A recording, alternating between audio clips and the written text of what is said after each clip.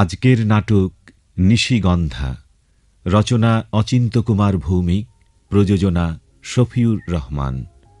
নাট্যানুষ্ঠান নিশিগন্ধা।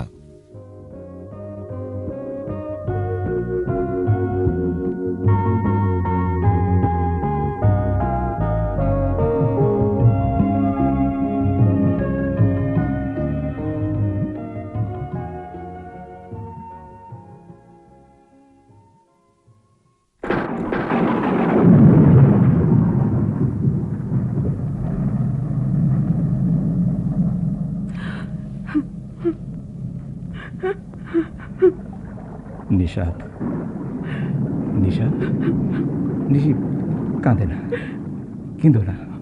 বড় ভাই, রাত অনেক হয়েছে, ঘুমিয়ে পড়ো। আকাশে মেঘ করেছে, জানলাগুলি বন্ধ করে দিও। ঘুম আসে না বড় ভাই। বুঝি, কিন্তু বাঁচতে তো হবে। না খেলে না ঘুমলে শরীরটা টিকবে কি করে? আর শরীর, আমার তো সব কিছুই শেষ হয়ে গেছে। তবু বাঁচতে হবে। আমাদের সংসারের উপর দিয়ে হঠাৎ এমন একটা ঝড় বয়ে গেল, সবকিছু একেবারে ভেঙে চুরমার। অনেক দুঃখ কষ্টের পর কেবল একটু সাচ্ছলের মুখ দেখেছিলাম, আর অমনি তৌহিদ আমাদের ফাঁকি দিয়ে। আমি তো জীবনে কখনো কোনো অন্যায় করিনি নিশি, কোনো পাপ করিনি, তবে কেন এমন হলো? আমার শুধু দুঃখ, মরবার সময় আমি তার পাশে থাকতে পারলাম না। নার্সিং হোম থেকে যখন ওর লাশ এলো। তোমাকে আগে কিছু জানতে দেওয়া হয়নি, আমি ওদের বারণ করেছিলাম। তাছাড়া তৌহিদকে যখন নার্সিং হোমে নিয়ে যাওয়া হয়েছিল তখন ওর কোনো জ্ঞান ছিল না। অত বড় একটা অ্যাক্সিডেন্ট, তৌহিদের জ্ঞান আর ফেরেনি। আমাকেও কিছু বলে যেতে পারেনি। আমি কি করে জীবন কাটাবো? এত বড় একটা শোক তৌহিদের বড় ভাই হয়ে আমি যখন সামনে নিতে পেরেছি, তখন তোমাকেও শক্ত হতে হবে নিশাত। জীবন মানেই তো সংগ্রাম। তৌহিদ নেই, কিন্তু তুমি তো আছো, এটা কি আমাদের কাছে কম সান্ত্বনা?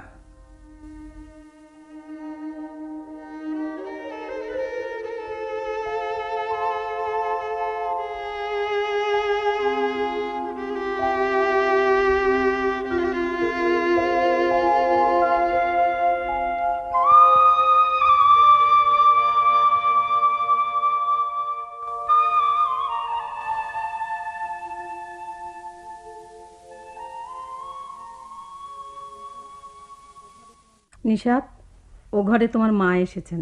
আসুককে, তুমি বলে দাও ভাবি, আমি দেখা করব না। ছি, এসব কি বলছো? এত বড় একটা দুর্ঘটনা, তোমার মা এসেছেন সান্ত্বনা দিতে। রোজ রোজ এসে আমাকে সান্ত্বনা দেবার কী বা আছে? আমার যা হয়েছে কোনো সান্ত্বনাতেই সে ব্যথার উপশম হবে না। আমার দুর্ভাগ্য আমারই থাক। তবুও মা যখন এসেছেন। কী জন্যে আসে আমি সবই বুঝি। 1.5 বছর আমি এ বাড়িতে এসেছি, কই বিয়ের পর তো ও বাড়ির কেউ একবারও খোঁজ নেয়নি। আমার কপাল পোড়ার পর দরদ একেবারে উতলে পড়েছে। তোমার বিয়ের পর ওরা আসেনি, তারও কারণ আছে। মা বাবার অমতে তুমি তৌহিদকে বিয়ে করেছিলে। ওরা তো তোমার বিয়ে প্রায় একবারে ঠিকই করে ফেলেছিল। তুমিই তো পালিয়ে এসে মনে মনে একজনকে ভালোবাসবো আর ঘর করব অন্যজনের। এ যন্ত্রণার শিকার হতে কোনো মেয়ে স্বেচ্ছায় চায় না ভাবি। তোমার বাবা কত বড় লোক, গাড়ি বাড়ি এয়ার কন্ডিশন ঘরের মেয়ে তুমি।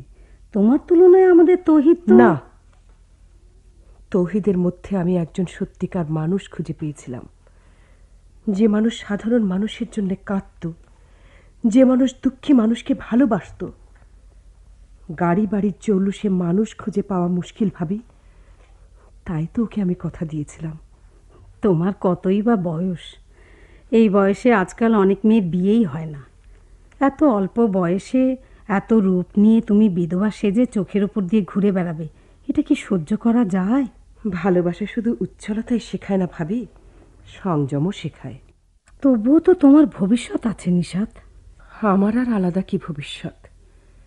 বাড়ির ছোট বউ আমি। এ বাড়ির ভবিষ্যতের সাথেই আমার ভবিষ্যৎ জড়িত। আমার স্বামীর এই ভিটে বাড়ি আমার বেহেশত বলেই জানব। তবু কি সারা জীবন এভাবে চলবে নিশি? জীবনে স্বাদ আহ্লাদ বলে তো একটা কথা আছে। না, আমার জীবনের সেসব শেষ হয়ে গেছে ভাবি, শেষ হয়ে গেছে।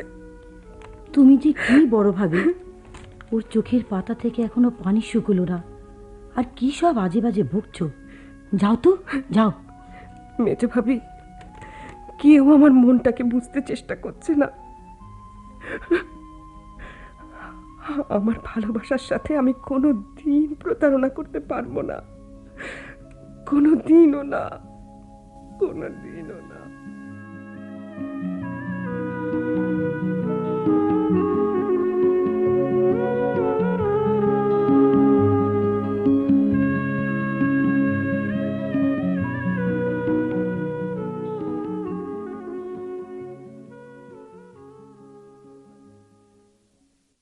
বড় ভাই, হুম। এই কয়েকদিন ধরে তোমার সাথে একটা জরুরি আলাপ করব ভাবছি।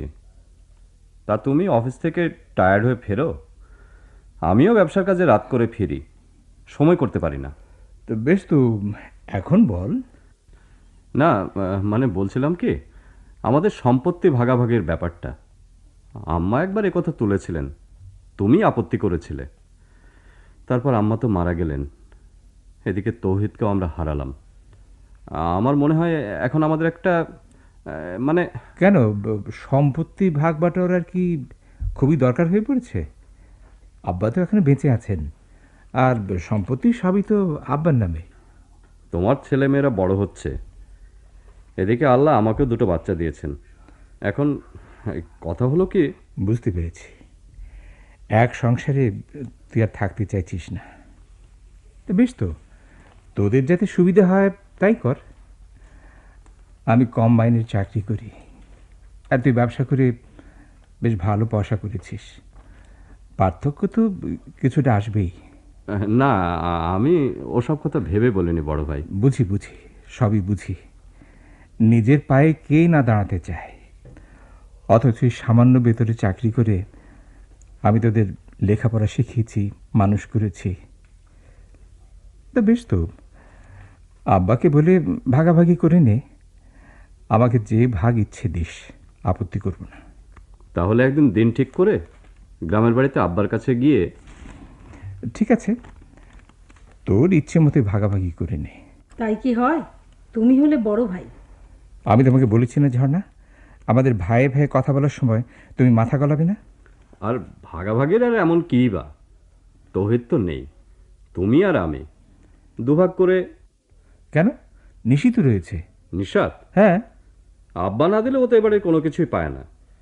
তৌহিদের একটা সন্তান থাকলো না হয় কথা ছিল, আব্বা তো তৌহিদের বউকে স্বীকারই করে নেননি।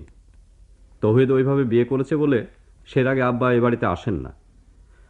এখন বরং আমরা ওকে ওর বাবা মার কাছেই। না, তা হয় না।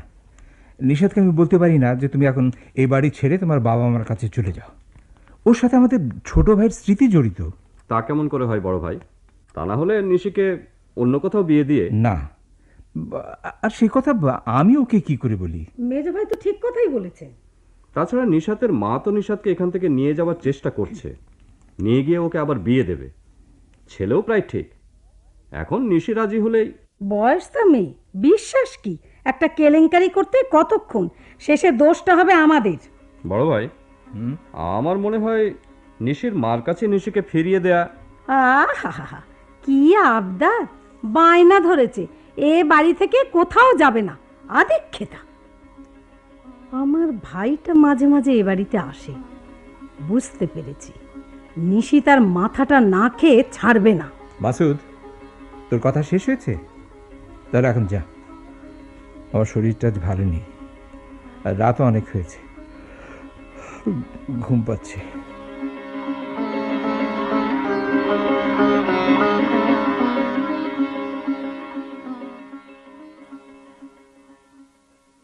কি কথা বলবি না? রাগ করেছ? তুমি কি কেবলই ছবি? কতদিন তুমি আমার সাথে কথা বলো না, সেই যে সভা করতে চলে গেলে, আমাকে বলে গেলে রাতেই ফিরে আসবে। সেই রাত কি আজও তোমার শেষ হলো না? বলো তো, বলো তো, আমি একা একা কি নিয়ে থাকি? এ ঘরের সব কিছুতে তোমার স্মৃতি জড়ানো, এর মাঝ দিয়ে তুমি বারবার আমার কাছে ফিরে আসো, অথচ তুমি আমাকে ধরা দাও না। কেন? কেন? আমি কি নিয়ে জীবন কাটাবো বলো? একটু ঘুমোতে পারি না। ঘুম আসলেই তুমি এসে আমাকে ডাকো, আদর করতে চাও, ধরতে গেলে অমনি পালিয়ে যাও। আমার আমার কান্না আসে, ঘুম ভেঙে যায়। তুমি নিশি, নিশি, এসো মেজো ভাবি। ঘুমোনি? রাত তো অনেক হয়েছে। ঘুম আসে না ভাবি। ও ঘরে বড় ভাবি আর তোমার মেজো ভাই পরামর্শ করছে, ভালো লাগলো না, চলে এলাম। ও পরামর্শ তো রোজই হয়। বড় ভাবি তোমার মেজো ভাইয়ের মাথাটা খারাপ করে দিচ্ছে। তা দিক, তুমি তো আমার জন্য রয়েছো মেজো ভাবি। তাছাড়া বড় ভাইয়ের মতো মানুষ হয় না, আমাকে আপন বোনের চেয়েও বেশি ভালোবাসেন। তৌহিদের ব্যাংকে জমানো টাকা, ডিপিএস, লাইফ ইন্স্যুরেন্স এসব নিয়ে বড় ভাবি জট পাকাচ্ছে। তারপর অফিসেও তৌহিদের কিছু টাকা পাওনা রয়েছে। অফিস, ব্যাংক, লাইফ ইন্স্যুরেন্স সব টাকার নমিনি তো তুমি, নিশাদ। এ নিয়ে আমার কোনো মাথা ব্যথা নেই। বড় ভাইজান যা বলবেন সেভাবেই সব কিছু হবে।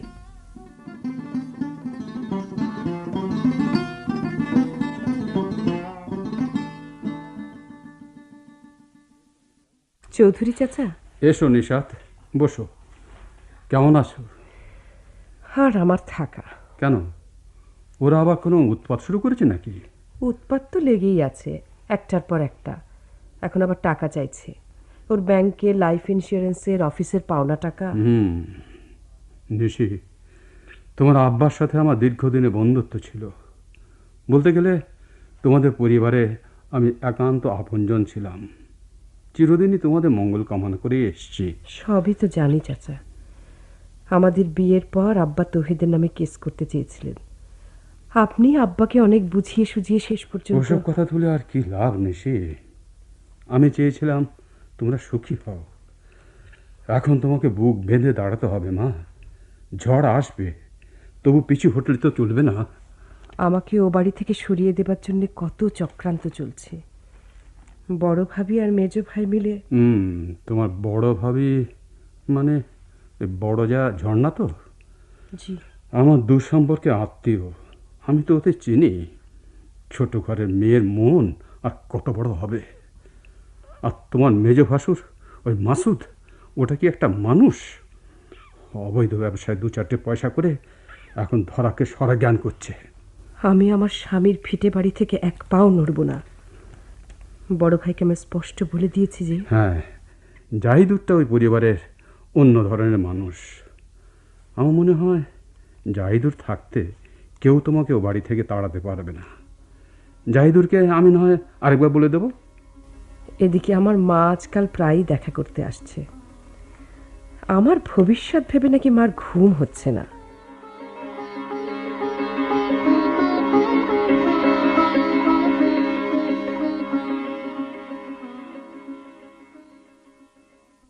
মা, আমি তোমাকে কতবার নিষেধ করেছি এসব কথা তুলো না, আমার খারাপ লাগে। আমি তো তোর ভালোর জন্যই বলছি নিশি। জীবনে তুই সুখ পেলি না মা। তোর আব্বার তো কোনো কিছু কম ছিল না, তবু তার অমতে তুই এই বাড়িতে এলি। সেই শোকে তোর আব্বা তোর বিয়ের 6 মাস যেতে না যেতে দুনিয়া ছাড়ল। মা, এসব পুরনো কথা থাক মা। এখানে এদের এই টানাটানি সংসারে তোর খুব কষ্ট হচ্ছে নিশি। যার হাত ধরে তুই এই বাড়িতে এসেছিলি সে তো আর নেই। এবার তুই বাড়ি ফিরে চল মা। বাড়ি? এটাই তো আমার বাড়ি। বাপের বাড়ি কি মেয়েদের নিজের বাড়ি হয় মা?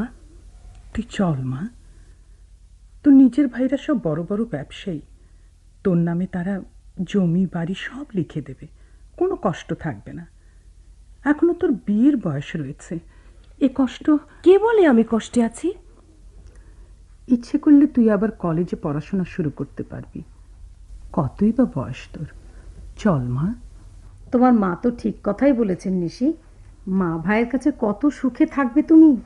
বড় ভাবি, তুমি কি ভাবো তা আমি জানি না, তবে আমি একটা কথা সত্য বলে জানি, তা হলো স্বামীর ভিটে বাড়ির চাইতে মেয়েদের সুখের জায়গা আর নেই। ঠিক আছে, তুই আবার না হয় এই বাড়িতে আসিস নিশি। অন্তত দিন কয়েকের জন্য আমাদের এখানে চল মা। বেরিয়ে আসবি, মনটা হালকা হবে। আমার বিয়ের পরে তো আমার সাথে তোমরা সম্পর্ক চুকিয়ে দিয়েছিলে, আজ কেন এ কথা বলছো? আমার স্বামীকে যখন তোমরা কখনো স্বীকার করে নাওনি, তখন আমি কি করে তোমাদের বাড়ি যাই? তা হয় না মা।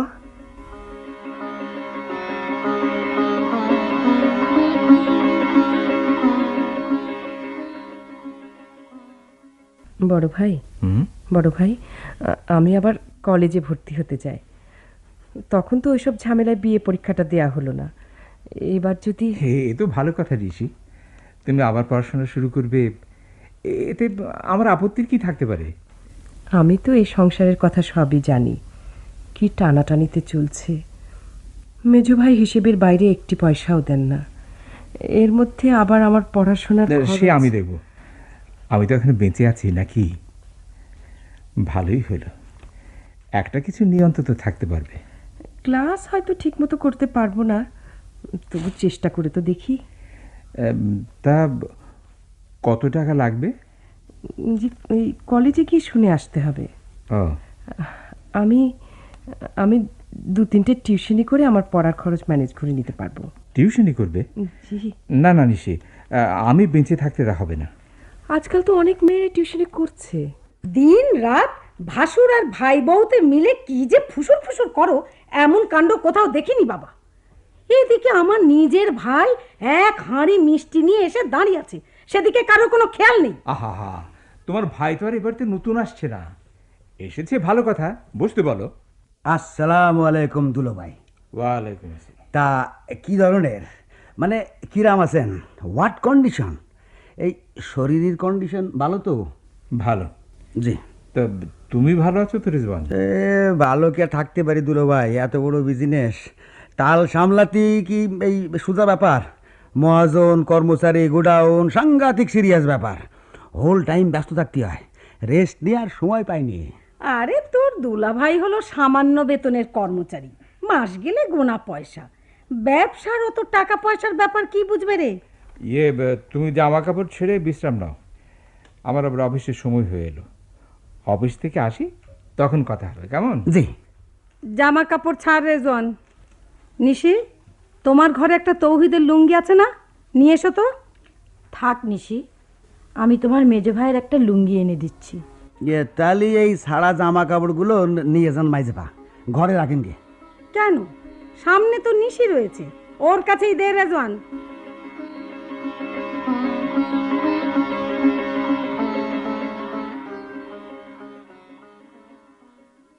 নিশি, রেজওয়ান ও ঘরে পানি চাইছে, দিয়ে এসো তো। উনি তো একটু আগেই পানি খেলেন বড় ভাবি, মেজো ভাবি তো দিয়ে এলো। সব কথায় প্রশ্ন করো না, যা বলছি তাই শোনো, যাও। এই যে পানি। হ্যাঁ, তা চলে যাচ্ছ কেন নিশি? বসো, রেস্ট নাও। আচ্ছা, তোমার তো দিমাগ কিসির? হোয়াই যে বাড়ি আমি আসি আলাপ করতে চাও না? দেখো, মনে খুব হিট লাগে, বুঝছো? মাইন্ডই বড় বেদনা পায়। তা নিশি, রেজওয়ান যখন এত করে বলছে, ওর সাথে বসে বসে না হয় একটু গল্পই করো। আরে রেজওয়ান কত গল্প জানে, ও এক সময় রূপবান দলের দাইমার পাঠ করত, কত জায়গা থেকে ওর বায়না আসতো।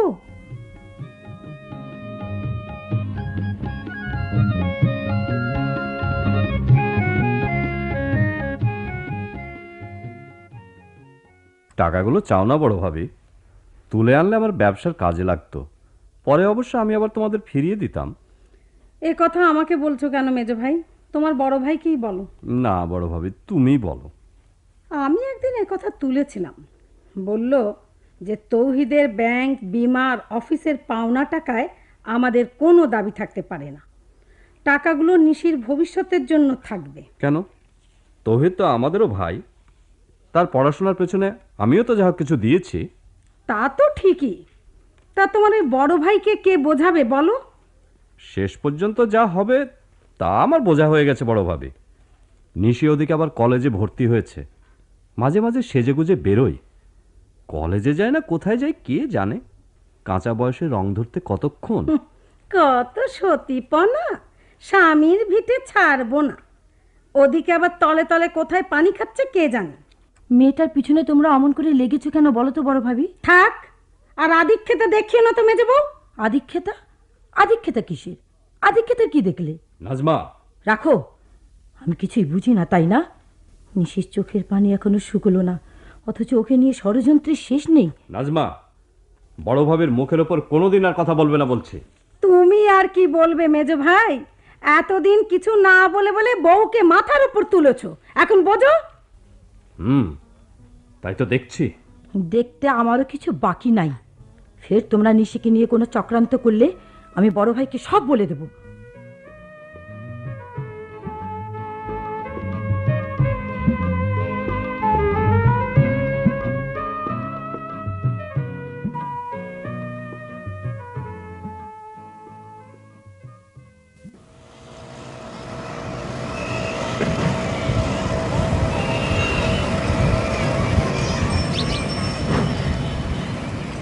কেমন আছেন নিশাত? আপনি বিদেশ থেকে কবে ফিরলেন আমিন ভাই? তাহলে খোঁজ খবর রাখো দেখছি। পরিচিত লোক যখন রাখতে হয় বই কি। তা কবে দেশে ফিরেছেন? এই তো দিন 15, যে কোর্সটা পড়তে গিয়েছিলাম শেষ করে এলাম। ভালোই তো। এখন এখানে ভালো একটা চাকরি নিয়ে? না, এখানে পোষাবে না মনে হচ্ছে। আবার বিদেশে চলে যাওয়ার ইচ্ছা আছে। বিদেশের চাকরিতে পয়সা আছে শুনেছি, কুয়েতে অনেক ইঞ্জিনিয়ার নিচ্ছে। দেখুন, যদি তেমন চান্স পেয়ে যান। এখানে দাঁড়িয়ে দাঁড়িয়ে কথা না বলে চলো সামনের ওই পার্কে গিয়ে বসি। না আমিন ভাই, কলেজ থেকে ফিরছি, খুব টায়ার্ড। আর আমার জীবনটা এখন অন্যরকম। তোমার সব কথাই শুনেছি নিশাত। তোমার জীবনে এমন একটা অ্যাক্সিডেন্ট। জীবন যখন আছে, অ্যাক্সিডেন্ট তো মেনে নিতেই হবে। আমি যাই। তোমার সাথে আমার আরও কিছু কথা আছে নিশাত। সেই পুরনো কথার সূত্র ধরে? তোমার তাহলে মনে আছে দেখছি। তা আবার কবে দেখা হচ্ছে? জানি না, এরকম পথে কখনো দেখা হয়েও যেতে পারে। সেটা আমার ভাগ্য, কিংবা আমার দুর্ভাগ্যও হতে পারে। এখনো তুমি তেমনই আছো নিশাত। আশ্চর্য, মানুষ কি কখনো বদলায় না? আমার দেরি হয়ে যাচ্ছে, আমি যাই। আমার প্রয়োজনে আমি তোমার সাথে দেখা করব। আমার কলেজে আসাটা অন্তত বন্ধ করবেন না।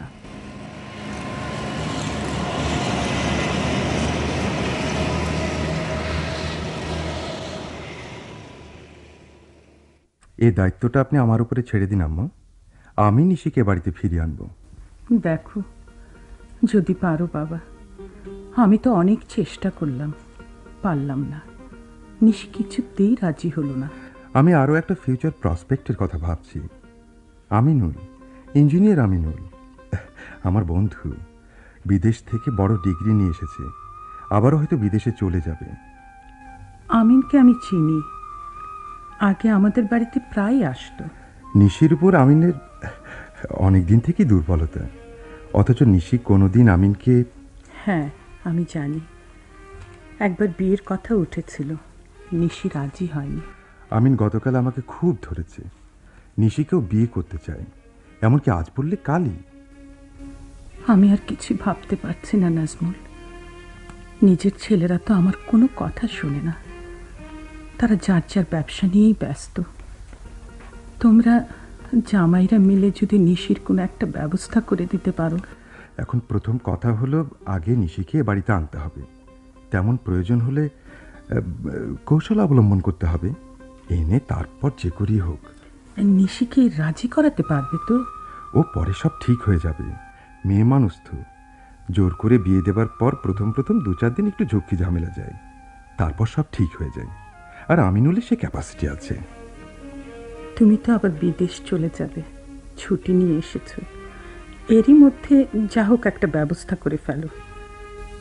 নিশি যে কি কষ্টে ও বাড়িতে আছে, দুশ্চিন্তা আমি ঘুমাতে পারি না, আমার প্রেশার আরো বেড়ে যাচ্ছে।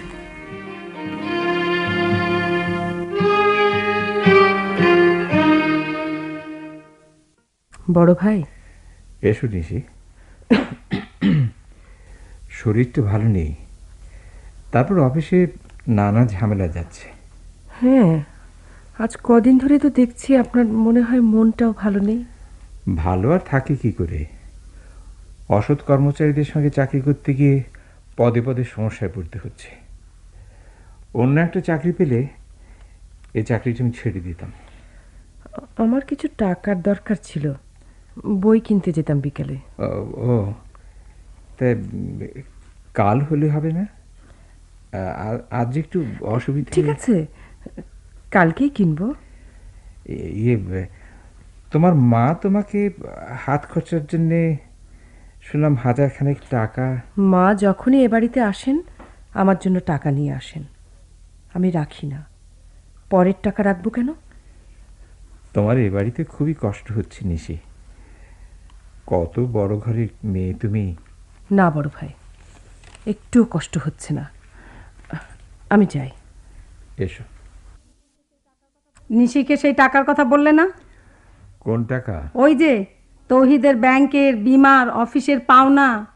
ও, তো সেই টাকা তো আমি নিশিকে নিয়ে তুলে সব ওর অ্যাকাউন্টে রেখে দিয়েছি। নিশি অবশ্যই আমাকে বলেছিল আমার অ্যাকাউন্টে রাখতে। কি এসব আবার কবে করলে? আমাকে তো কিছু বলনি। হ্যাঁ, সব কথাই যে তোমাকে বলতেই হবে তার কি মানে আছে? ও, তাহলে তলে তলে তোমাদের এত দূর, বুঝতে আর আমার কিছু বাকি নেই। ঝর্ণা, কথাবার্তা একটু বুঝি শুনে বলো, বয়স তার কম হলো না। বুঝেছি বুঝেছি, সবই বুঝেছি, তোমাকে আবার বুঝতে বাকি নেই।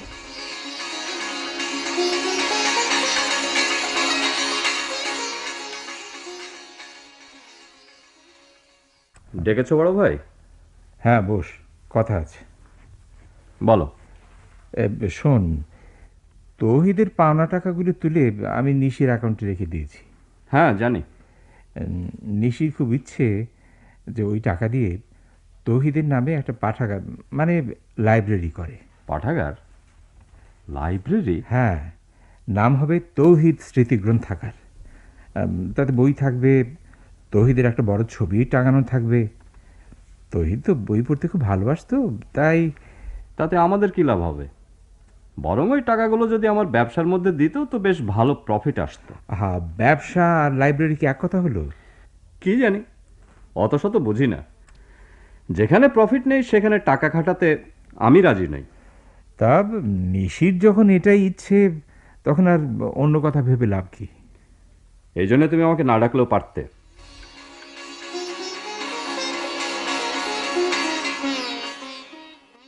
তোকে বুঝিয়ে কোনো লাভ হচ্ছে না রেজওয়ান, খালি তো বড় বড় মিষ্টির হাঁড়ি আর বড় বড় মাছ এনে এদের খাওয়াচ্ছিস, কাজ হচ্ছে কই? আমি যা যা বলি তা তো করতে পারিস না। কি করবো মাইজেপা, নিশি তো মোটে আমার কাছে গেছতেই যায় না। আরে যে করেই হোক ওকে তোর হাত করতেই হবে। জানিস ওর কত ভরি গয়না? বাপের বাড়ি থেকে পালিয়ে আসবার সময় ও গা ভরা গয়না নিয়ে এসেছিল। আরে আমি নিজে চোখে দেখেছি। হ্যাঁ, গা ভরা গয়না? বল দেখি, তাহলে তো অনেক টাকা মাইজেপা। আমার জাল পিএসির ব্যবসায় টাকাগুলো লাগালে কাজ হতো। আরে তাহলে আর বলছি কি, ঠিক মতো লাইন জমাতে পারলে ও মাছ তোর ছিপেই ধরা পড়বে। তাছাড়া ওটাকে নিচ্ছে কে বল? আমি তো অনেক, মানে ভেরি ভেরি চেষ্টা করতেছি মাইজেপা, কিন্তু তুই ঘন ঘন এ বাড়িতে আসবি। আসবো? হ্যাঁ, আরে আমি তো আছি, ভয় কি? কিন্তু নিশি ভারী সাংঘাতিক, বড় ডেঞ্জারাস মাইয়ে। আরে তুই আগুনের কাছে মোম না গলে পারে। আরে রেজওয়ান যে, কখন এলে? এই তো একটু আগে দিল ভাই। বড় একটা রোহিত ফিশ নিয়ে আইছে, বেরি বেরি তেল, কায়ে বসবেন না। কিন্তু অত তেল কি পেটে সহ্য হবে বড় কুটুম? ও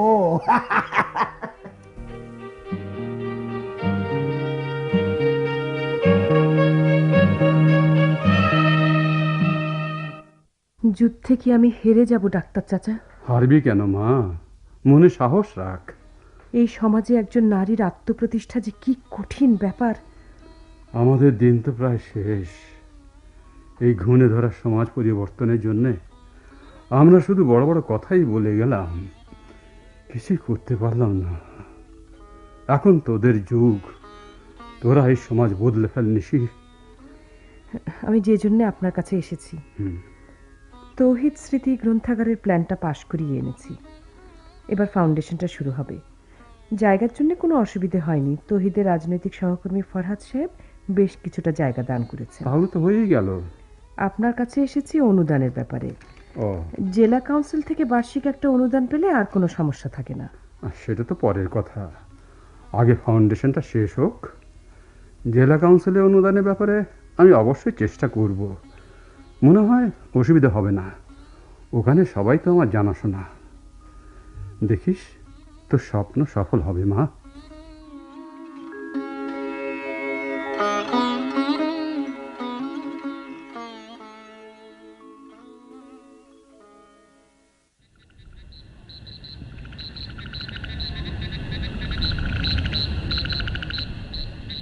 আমি জানি প্রতিদিনই এমন নিশুতি রাতে আমার কাছে আসো। বাতাসে আমি তোমার ভালোবাসার সংলাপ শুনতে পাই তৌহিদ। দূর থেকে তুমি আমাকে ডাকো, খোলা জানালায় নিশিগন্ধার গন্ধ ভেসে আসে। তুমি রজনীগন্ধা ভালোবাসতে। তোমার হাতে লাগানো সেই রজনীগন্ধা ঝাড়ে কত ফুল ফুটেছে। তুমি প্রতিদিনই রজনীগন্ধা তুলে আমার খোপায় পরিয়ে দিতে। স্মৃতি কি নিদারুণ।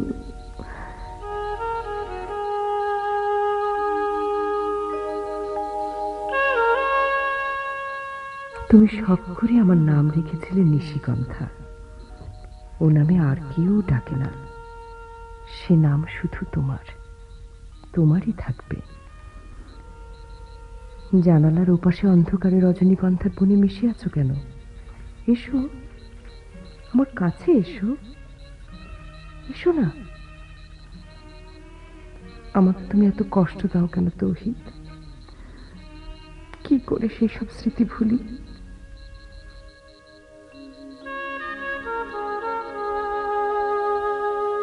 ছাত্র রাজনীতি করতে গিয়ে তোমার সাথে আমার পরিচয়। তুমি তখন ইউনিভার্সিটির নামকরা ছাত্র নেতা। প্রথমে শ্রদ্ধা, শ্রদ্ধা থেকে ভালোবাসা। সাধারণ মানুষের জন্য কি আন্তরিকতা তোমার। বঞ্চিত মানুষের জন্য ছিল প্রাণ ভরা দরদ। এই অবক্ষয়িত সমাজ কাঠামো পরিবর্তনের জন্য সংগ্রাম করেছ তুমি।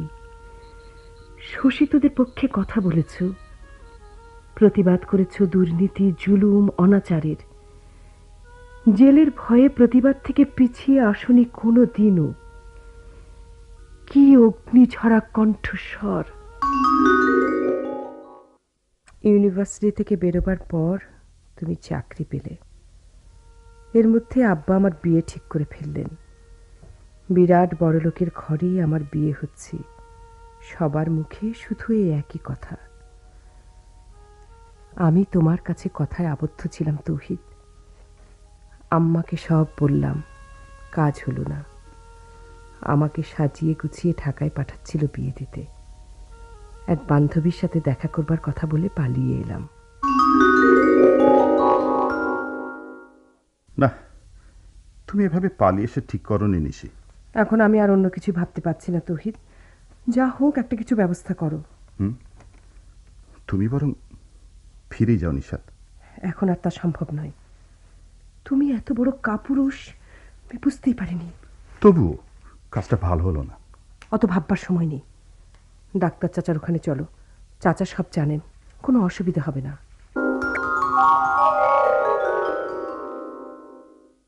বিয়ের পর বেশ ভালোই কাটছিল। সেদিন তুমি অফিস থেকে এসে বললে, ব্যাগটা গুছিয়ে দাও তো নিশি। কোথায় যাবে? আজ সন্ধ্যায় পার্টির একটা জরুরি মিটিং, এখনই বেরোতে হবে। এখনই? দেরি হয়ে যাচ্ছে। বাসে অনেকটা পথ যেতে হবে। খাবে না? সময় নেই, তাড়াতাড়ি। আজ রাতেই ফিরে আসবো। সেই তোমার সাথে আমার শেষ কথা। অ্যাক্সিডেন্টটা সন্ধ্যার দিকেই হয়েছিল। আমি জানলাম পরদিন সকালে। তখন সব শেষ। সেবা ক্লিনিক থেকে তোমার ফুলে ঢাকার লাশ এলো।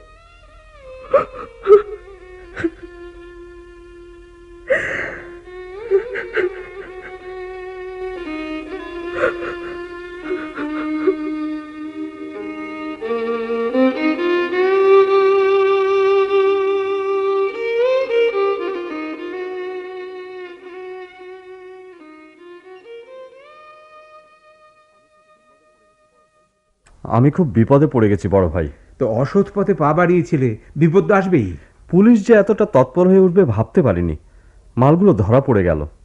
যে পার্টির কাছ থেকে টাকা নিয়ে মালগুলো এনেছিলাম তাদের তো টাকাগুলো ফেরত দিতে হবে বড় ভাই। হ্যাঁ বুঝলাম, কিন্তু আমি অত টাকা কোথায় পাবো? তুই তো সবই জানিস। তা জানি। নিশি তো আসবার সময় বাপের বাড়ি থেকে অনেক গয়না এনেছিল। এই বিপদের সময় সেগুলো বন্ধক রেখে না হয়। না না না, আমি তা পারবো না। তাই বলে ও এমন বিপদের সময় একটু সাহায্য পাবে না? আমি পারবো না। ব্যাস, পারো তো তুমি গিয়ে নিশিকে বলো। ঠিক আছে, আমি নিশিকে ডেকে আনছি।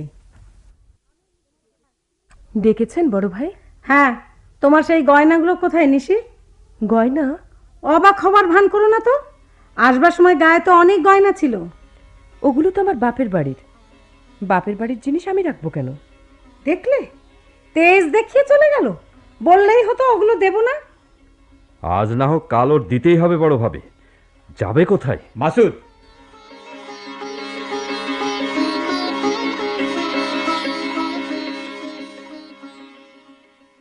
তুমি কি নতুন করে কিছুই ভাবতে পারো না নিশি? না, পারি না আমিন ভাই। সবাই কি সবকিছু পারে? ভেবে দেখো নিশি, আমার বিদেশের চাকরিটা বোধহয় হয়ে যাবে। তোমাকে আমি বিদেশে নিয়ে যাব। এদেশের মাটিতেই আমার স্বামীর সব কিছু মিশে আছে। আমার কাছে এ মাটি খুবই পবিত্র, বড় আশ্রয়। তুমি চাইলে না হয় এই দেশে একটা চাকরি নিয়ে নেব। আমার কথা তো আমি আপনাকে বলেই দিয়েছি। আমি তোমাকে ভালোবাসি নিশি। আমিন ভাই, আপনার ভালোবাসার সম্মান দিতে পারলাম না বলে আমি দুঃখিত। একটা মৃত মানুষকে নিয়ে এতটা কি ঠিক হচ্ছে নিশাদ? তুমি তো রক্ত মাংসের মানুষ, মানুষের পক্ষে অস্বাভাবিক কিছু নয়। সংযম ও রক্ত মানুষের পক্ষে অবাস্তব কিছু নয়। আমাকে ক্ষমা করুন আমিন ভাই, আমি পারবো না।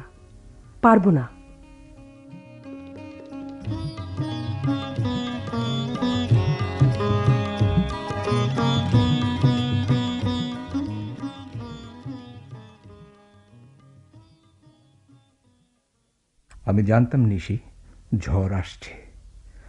গতবার দুর্নীতির জন্য অফিসের বড় সাহেবের বিরুদ্ধে প্রতিবাদ করেছিলাম। এ তারই প্রায়শ্চিত্ত। তাই বলে বিনা দোষে আপনাকে সাসপেন্ড করবে? দোষ? আরে দোষ সাজাতে ওদের কি কোনো অসুবিধে হয়? বড় সাহেবের চ্যানেলের লোক তো অফিসের সর্বত্র। না, অন্যায় আপনি কিছুতেই মেনে নিতে পারেন না। হ্যাঁ, বাপেরও বাপ আছে। হেড অফিসের বড় সাহেব আমাকে খুবই ভালো জানেন। কালই আমি ঢাকা যাচ্ছি। হেড অফিসে গিয়ে আমি সব জানাবো। হ্যাঁ, আপনি তাই যান। শেষ পর্যন্ত আমি জিতব এই বিশ্বাস আমার আছে। কিন্তু আমি ভাবছি যে এখন সংসার চলবে কি করে? অনেক টাকার দরকার, দেনাও তো কম নেই। আমি দুটো টিউশনি পেয়েছি, সামনের মাস থেকে শুরু করব। এই সময় আমার গয়নাগুলো যদি থাকতো। সে গয়নাগুলো তো আপনার ছোট ভাই ডাক্তার চাচার মাধ্যমে আমার মাকে ফিরিয়ে দিয়েছিল পরের জিনিস বলে।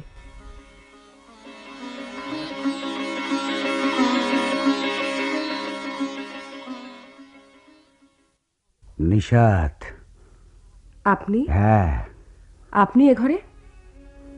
এ কি করছেন? আমার তুমি অনেক দিন ফাঁকি দিয়ে শুনেছি। আজকে আমি তোমার সর্বনানে। শয়তান!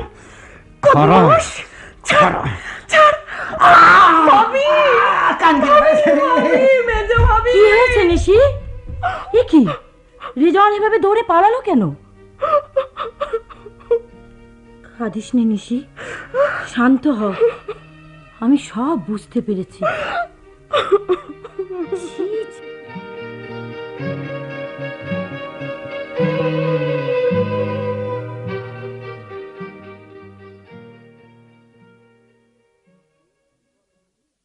ছি ছি বড় ভাবি, তোমার ভাই যা করলো তাতে তুমি পাড়ায় মুখ দেখাবে কেমন করে? অত মিথ্যে কথা বলো না মেজো বউ।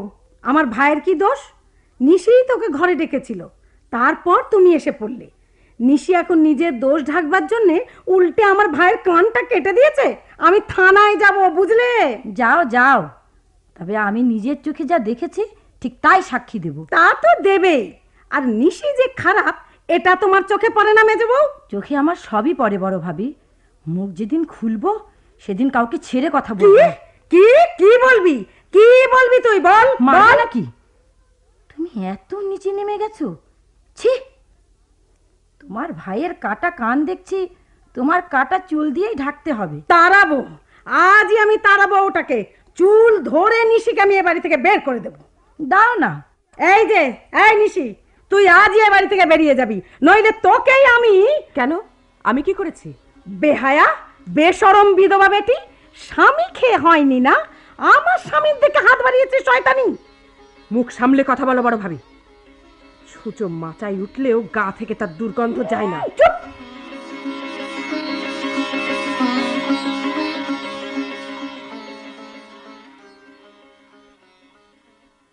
যাক, তবু আপনি আমাকে দেখতে এসেছেন দুলাভাই। হাসবাসবো করে আর আসা হয়নি। নিশি, জীবনে তুই কি যে পাগলামি করলি! মা বাবাকে ছেড়ে ওভাবে বিয়ে করলি, তা তো সুখী হতে পারলি না। একটা দুর্ঘটনা তোর জীবনের সব স্বপ্নকে ছিন্ন ভিন্ন করে দিয়ে গেল। আপনি আর কতদিন দেশে আছেন? ছুটি তো ফুরিয়ে এলো, আর বেশি দিন নেই। আরে, তোর আপা তোকে দেখতে চাই। তুই তো আর এ বাড়ি থেকে যাবি না, এমন জিদ ধরেছিস যে। যাবো যাবো দুলাভাই, আমি যাব। তাহলে আজই চল, গাড়ি তো সাথে এনেছি। না, আজ না, বড় ভাই ঢাকা থেকে ফিরে আসুক তারপর।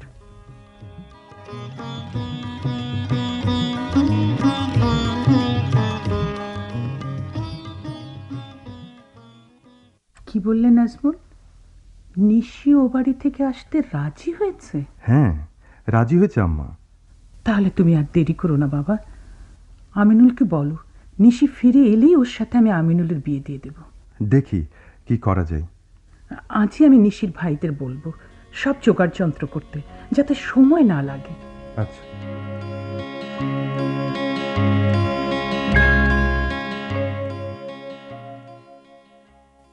আমি হেরে গেলাম, তুমি আমাকে ক্ষমা করো তৌহিদ।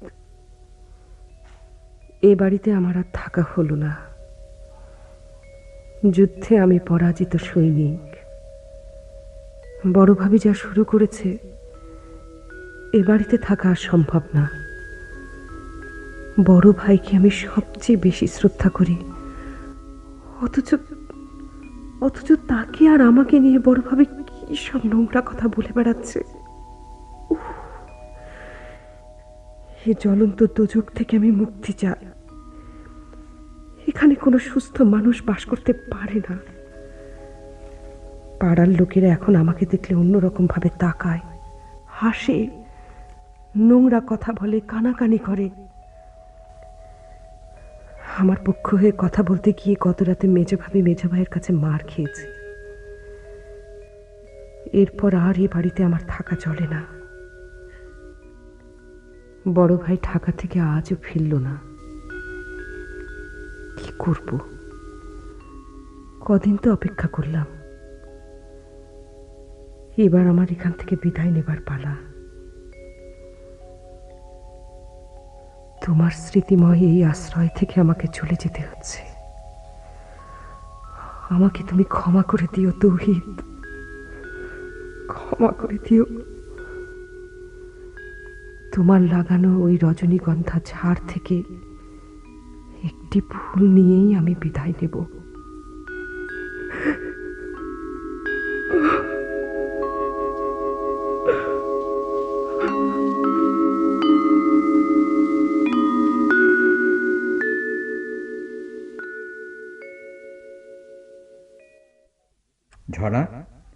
নিশি কোথায়? তা আমি কি জানি? জানো না মানে? আমি কদিনের জন্য ঢাকা গেছি, আর এর মধ্যে মেয়েটাকে তোমরা তাড়িয়েছ। আমরা তাড়াতে যাব কেন?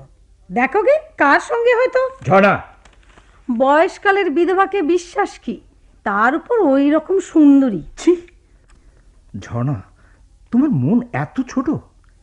নিশিকে আমি ভালো করে চিনি। হ্যাঁ হ্যাঁ, তা তো চিনবেই। তবে তোমার চেনায় আর লোকজনের চেনায় তফাৎ আছে। লোকে কত কি বলা বলি করে, শুনে আমার মাথা নিচু হয়ে যায়। বহু অমানুষ দেখেছি, কিন্তু তোমার মতো এত ইতর আর দেখিনি। যাও আমার সামনে থেকে। যাচ্ছি।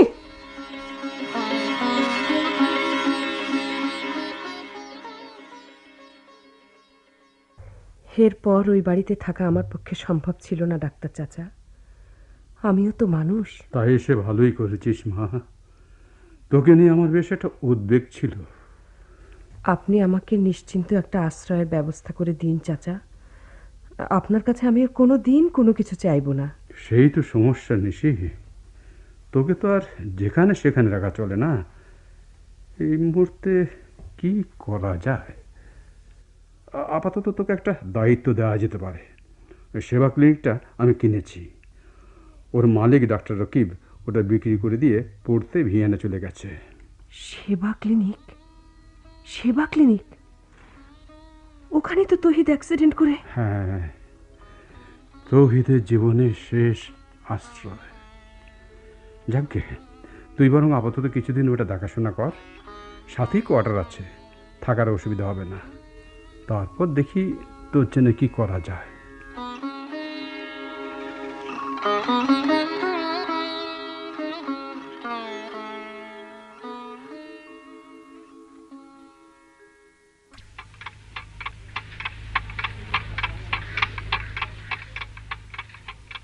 আমার জীবনের নতুন অধ্যায় শুরু হলো, আর এক নতুন সংগ্রাম।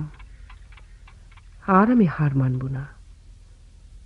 এই সেই সেবা ক্লিনিক, যেখানে আমার স্বামী শেষ নিঃশ্বাস ত্যাগ করেছে। মৃত্যুর সময় হয়তো সে আমাকে নিবিড়ভাবে কাছে চেয়েছিল, তাই তো আমাকে এখানে আসতে হলো। ভালোই হলো। তৌহিদ মানুষকে ভালোবাসত। ভালোবাসার অমৃত পরশ দিয়ে সে মানুষের দুঃখ কষ্ট ভুলিয়ে দিত। তার প্রতি আমার এই অপরাজেয় ভালোবাসা আমি অসুস্থ মানুষের সেবা যত্নে নিবেদন করব। তাতে এই ভালোবাসা আরো মহৎ হয়ে উঠবে। এই তো আমার জীবনের সার্থকতা।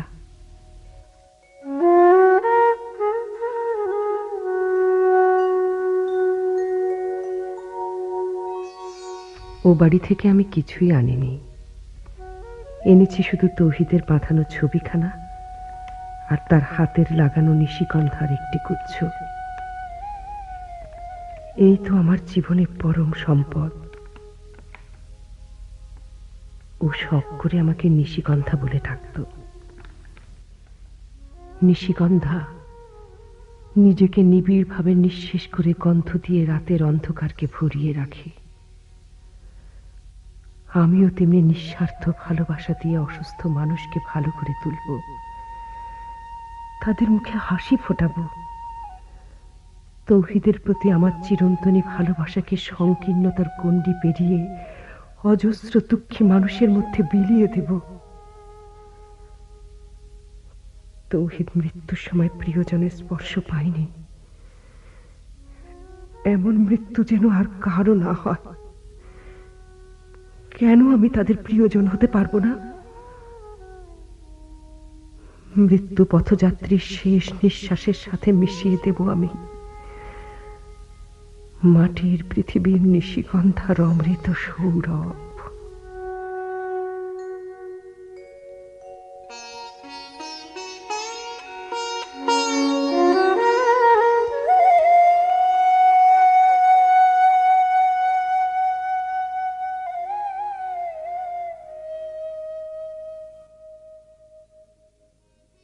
এতক্ষণ নিশিগন্ধা নাটকের অভিনয় শুনলেন।